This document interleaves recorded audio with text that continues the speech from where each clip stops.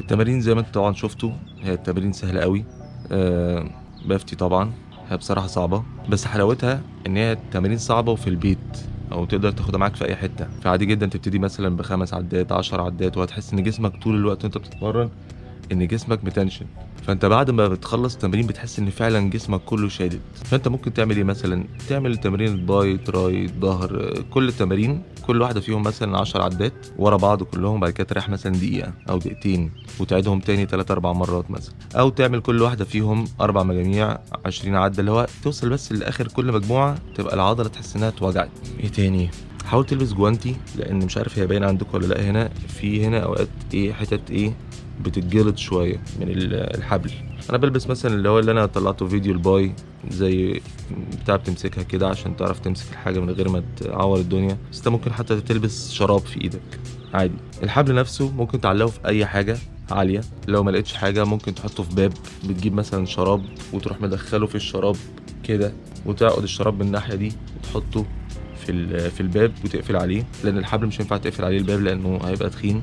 بس البتاع دي كلفتني، او الحبل ده اللي انتوا شفتوه ده بجد هو تقريبا ب 25 جنيه او 20 جنيه اظن. الراجل كان مشتغلني يعني، بس انا ما قدرتش افصل عشان عايز اعمل فيديو واخلص. دلوقتي احنا هنفطر ونقعد في الشمس شويه قبل الفرح. اللون ده بقى والحاجات بتاعت السفريات دي انت فاهم اكيد يعني.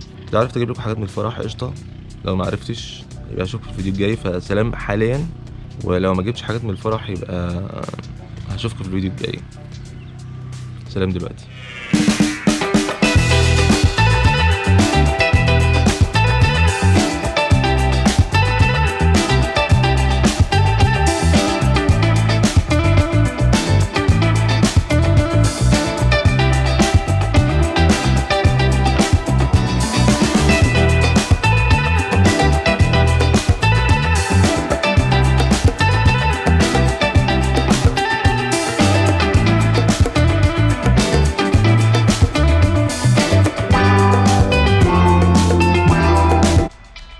معلش انا ما كنتش واخد بالي، بس هو ده فعلا اللي انا عرفت اصوره اليوم ده، وحاولت اكتر من كده بس ما قدرتش. مش هقدر اقول الاسباب لان كانت اسباب يعني شخصيه شويه. شكرا يا جماعه انتوا اتفرجتوا، وما تنسوش تجيبوا الحبل ده من الراجل بتاع الدهانات. اي حد بتاع دهانات او ابويا هتلاقي الحبل ده عنده.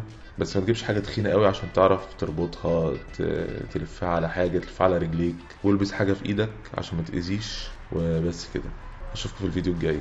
شكرا ان انتوا اتفرجتوا. سلام.